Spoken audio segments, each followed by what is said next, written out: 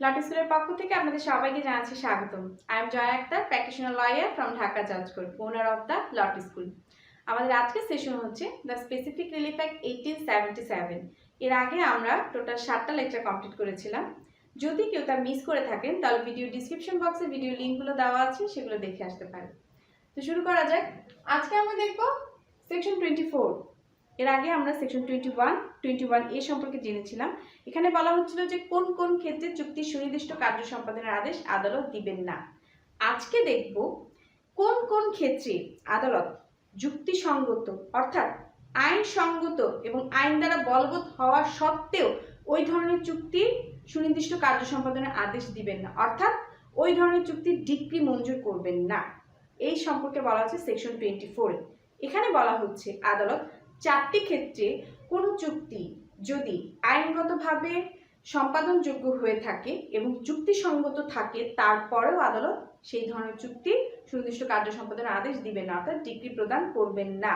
সেই গ্রাউন্ডগুলো কি কি? নাম্বার 1, যিনি তা লঙ্ঘনের জন্য ক্ষতিপূরণ পূরণ করতে পারবেন না, অর্থাৎ যেই চুক্তিটা ভঙ্গ হবে, যেই ব্যক্তি চুক্তিটা ভঙ্গ করবে সেই ব্যক্তি সেটা লঙ্ঘনের জন্য কোনো ক্ষতিপূরণ পুনরুদ্ধার করতে পারবেন না। মানে আপনি একটা চুক্তি ভঙ্গ করলেন, ঠিক আছে, এখন এই চুক্তিটা ভঙ্গের ক্ষেত্রে আপনি কোনো ক্ষতিপূরণ পুনরুদ্ধার করতে পারবেন না, অর্থাৎ অপর পক্ষের কাছে আপনি কোনো ক্ষতিপূরণ পাবেন না, সেই আশাটা নেই। এরপর হচ্ছে চুক্তির অপরিহার্য শর্ত পূরণ করা অসম্ভব। এমন ধরনের চুক্তি যেই চুক্তির শর্তগুলো এতটাই কঠিন, ব্যয় সাপেক্ষ, যেগুলো নাকি পূরণ করা কখনোই সম্ভব না, অসম্ভব। অর্থাৎ আদালত দ্বারাই সেটা পূরণ করা, মানে শর্তগুলো নির্ধারণ করা সম্ভব না এবং পক্ষগণ দ্বারা তা পূরণ করা কোনোভাবে সম্ভব না। এই ধরনের চুক্তি সুনির্দিষ্ট কার্য সম্পাদনের আদেশও আদালত দিবেন না, যদিও সেটা আইনগতভাবে সবকিছু ঠিক থাকুক না কেন, অর্থাৎ বলবৎ থাকুক না কেন। এরপর বলা হচ্ছে যদি চুক্তি ভঙ্গের ফলে আপনি ক্ষতিপূরণ অলরেডি পেয়ে যান, তাহলে সেই ক্ষেত্রে, অর্থাৎ যে ক্ষেত্রে চুক্তিটা ভঙ্গ হয়ে গেছে, অপর পক্ষ আপনার সাথে চুক্তি ভঙ্গ করলো এবং আপনার যে ক্ষতি হয়েছে সেই ক্ষতির জন্য অপর পক্ষ আপনাকে অলরেডি ক্ষতিপূরণ প্রদান করে দিয়েছে, এই ক্ষেত্রে আপনি আবার নতুন করে ওই চুক্তি সুনির্দিষ্ট কার্য সম্পাদনের জন্য আদালতের কাছে আবেদন করতে পারবেন না। আর আবেদন করলেও আদালতের কাছে যদি মনে হয় যে না আপনি ক্ষতিপূরণ পেয়ে গেছেন, তখন সেই ক্ষেত্রে আদালত সেই চুক্তির সুনির্দিষ্ট কার্য সম্পাদনের আদেশ আর দিবেন না।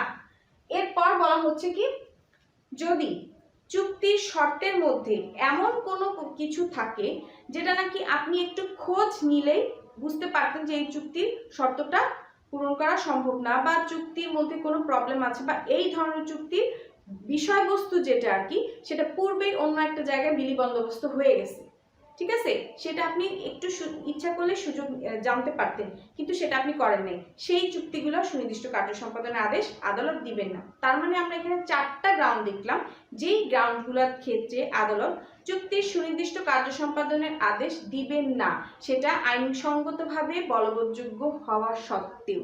আচ্ছা, এবার মোস্ট ইম্পর্টেন্ট সেকশন 35। সেকশন 35-এ আমরা দেখব চুক্তি রদ।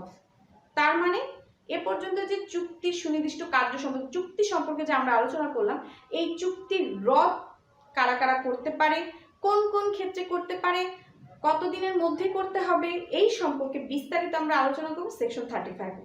আচ্ছা, সেকশন 35-এ কি বলা হচ্ছে, লিখিত চুক্তিতে স্বার্থ সংশ্লিষ্ট যে কোনো ব্যক্তি চুক্তি রদ করার জন্য আবেদন করতে পারে। তার মানে যেই চুক্তিটা লিখিত হয়েছে সেই চুক্তিতে স্বার্থ আছে এমন যে কোনো ব্যক্তি সেই চুক্তিটা রদ করার জন্য আদালতে আবেদন করতে পারে। এখন কারা কারা স্বার্থ সংশ্লিষ্ট ব্যক্তি সেটা একটু দেখি। আচ্ছা, নাম্বার 1, চুক্তির পক্ষগণ, চুক্তির যে পক্ষ আছে তারা, ঠিক আছে, চুক্তি মানে 2 পক্ষ থাকুক বা 2 বা ততোধিক পক্ষ থাকুক, এই পক্ষের কেউই চুক্তি সুনির্দিষ্ট কার্য সম্পাদনের জন্য যদি তারা না চায়, অর্থাৎ চুক্তি যদি রদ করতে চায় তারা ইচ্ছাকৃতভাবে, তাহলে তারা চুক্তি রদের জন্য আদালতের কাছে কি করতে পারবে, আবেদন করতে পারবে। এরপর বলা হচ্ছে চুক্তিতে স্বার্থ আছে এমন ব্যক্তি, অর্থাৎ চুক্তিতে স্বার্থ আছে অলরেডি, ঠিক আছে, মানে আপনি চুক্তিভুক্ত পক্ষ নন কিন্তু ওই চুক্তিতে আপনার স্বার্থ আছে, সেটা প্রত্যক্ষ হোক বা পরোক্ষ হোক, আপনার সেই চুক্তিতে কোনো না কোনো স্বার্থ লুকায়িত আছে। এই ধরনের ব্যক্তিও চুক্তি রদ করার জন্য আদালতে আবেদন করতে পারে। এরপর বলা হচ্ছে চুক্তি দ্বারা ক্ষতিগ্রস্ত ব্যক্তি, অর্থাৎ এমন ব্যক্তি যে কিনা এই চুক্তিটা ভঙ্গ না করলে অনেক ক্ষতি হতে পারে, তার অর্থাৎ গুরুতর ক্ষতির কারণ হতে পারে। এই ধরনের ব্যক্তিও চুক্তি রদ করার জন্য আবেদন করতে পারে।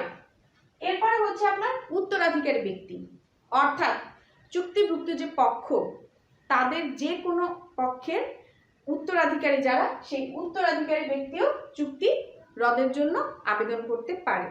তার মানে আমরা এখানে দেখলাম কিছু কিছু ব্যক্তি আছে, অর্থাৎ লিখিত চুক্তিতে যাদের যাদের স্বার্থ আছে তারা সকলেই চুক্তি রদের জন্য আবেদন করতে পারে। তার মধ্যে মোস্ট ইম্পর্টেন্ট হচ্ছে চুক্তির যে পক্ষগণ তারা, চুক্তিতে স্বার্থ আছে এমন ব্যক্তি, চুক্তিতে ক্ষতিগ্রস্ত হতে পারে এই ধরনের ব্যক্তি। এরপরে হচ্ছে আপনার কি উত্তরাধিকারী আছে এই ধরনের ব্যক্তি, এরা সবাই চুক্তি রদের জন্য আদালতে কি করতে পারে, আবেদন করতে পারে। আচ্ছা, এরপর বলা হচ্ছে কখন চুক্তি রদের জন্য আবেদন করবে। আপনি একটা চুক্তি করলেন, তার 2 দিন পরে বলতেছেন যে এই চুক্তিটা আমি রদ করে দিই, তাহলে হবে না। আপনাকে অবশ্যই আপনি কেন চুক্তিটা রদ করতে চাচ্ছেন সেই সম্পর্কে অবশ্যই আদালতে উপযুক্ত গ্রাউন্ড দেখাতে হবে যে আপনি এই গ্রাউন্ডে সেই চুক্তিটা রদ করতে চাচ্ছেন। সেই গ্রাউন্ডগুলা কি, সেটা হচ্ছে আপনার চুক্তিটি বাতিলযোগ্য। তার মানে চুক্তিতে এমন কোনো শর্ত আছে যে শর্তটা নাকি পূরণ করা 2 পক্ষের কারোরই সম্ভব না, অথবা কোনো শর্ত আছে যা কিনা আদালত দ্বারাও পূরণ করা সম্ভব না, মানে নির্ধারণ করা সম্ভব না। অর্থাৎ সেকশন 21-এ যে আমরা ক্রাইটেরিয়াগুলো দেখেছি সেই ক্রাইটেরিয়াগুলোর মধ্যে কোনো একটি ক্রাইটেরিয়া হয়তো বা চুক্তিটার মধ্যে আছে, তো এই কারণে চুক্তিটা বাতিলযোগ্য। ঠিক আছে, এই ধরনের চুক্তি হলে আপনি তার রদের জন্য আবেদন করতে পারেন।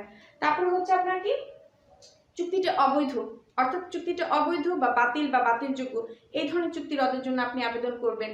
তারপর হচ্ছে আপনার চুক্তিতে যে মানে ক্ষতি আছে, অর্থাৎ বাদীর থেকে বিবাদীর দোষটা বেশি, অর্থাৎ চুক্তির যে শর্তগুলো পালন করার ক্ষেত্রে বাদী সঠিকভাবে শর্তগুলো পালন করতেছে, বাট বিবাদী শর্তগুলো সঠিকভাবে পালন করতেছে না, বা আংশিক পালন করতেছে বা ত্রুটিপূর্ণভাবে পালন করতেছে, এরকম কিছু আর কি।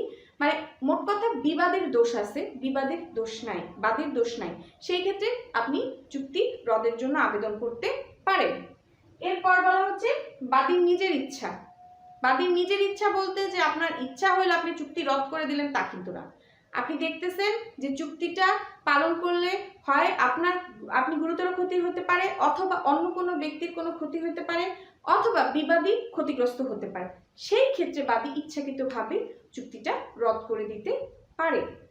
আচ্ছা, এরপরে হচ্ছে আপনার যদি ক্রেতা বিক্রি চুক্তি, অর্থাৎ কোনো বিক্রয় চুক্তির ক্ষেত্রে সেই মানে সম্পত্তিটা কেনার পর ক্রেতা যদি আদালতের নির্দেশ অনুযায়ী নির্ধারিত সময়ের মধ্যে ক্রয় মূল্যটা আদালতে প্রদান করতে না পারে, অথবা যে বিক্রেতা তাকে প্রদান করতে ব্যর্থ হয়, তখন সেই ক্ষেত্রে সেই চুক্তিও রদ করার জন্য আবেদন করতে পারবেন।